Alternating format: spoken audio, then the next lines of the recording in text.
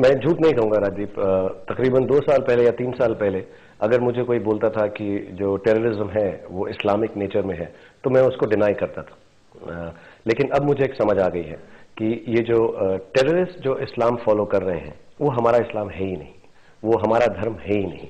क्योंकि एक अल्लाह की आवाज है जो हमारी होली बुक कुरान के अंदर लिखी हुई है, अगर उसको हम अपना इस्लाम का धर्म माने तो उसमें कहीं पर भी किसी भी जगह पर ऐसा मेंशन नहीं है। मैं आपको 2 एग्जाम्पल देना चाहूंगा। जैसे हमारा एक सूरह मोयदा है, वर्स 32-33, और मैं अंग्रेजी में ज्यादा पढ़ता हूं कुरान कि मैं अपने बच्चों को समझा सकूं। उसमें बहुत क्लियरली लिखा हुआ है कि अगर आप मेरे एक इंसान को मुसलमान को नहीं, हिंदू को नहीं, मेरे एक इंसान को हील करते हैं तो आप मेरी पूरी मैनकाइंड को हील करते हैं। अगर आप मेरे एक इंसान को दर्द पहुंचाते हैं, दुख पहुंचाते हैं, तो आप मेरी पूरी मैनकाइंड को ये दुख दर्द पहुंचाते हैं। कहीं पर भी इस्लाम के कुरान में, हमारी होली बुक में या प्रॉफिट मोहम्मद में कहीं भी ऐसा नहीं बोला है।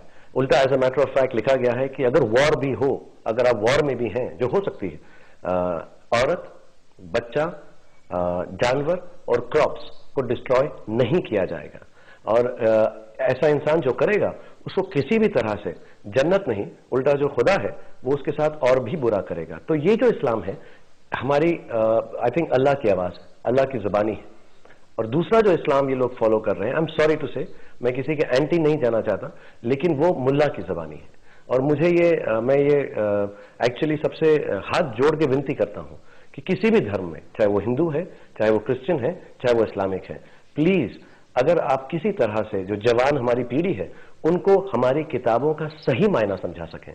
क्योंकि किसी भी किताब में, चाहे गीता है या कुरान है या बाइबल है, कहीं ऐसा नहीं लिखा हुआ कि अगर आप किसी को दुख पहुंचाएंगे तो आपको जन्नत या हेवन या अच्छी जगह पर या खुदा अच्छी तरह से रखें।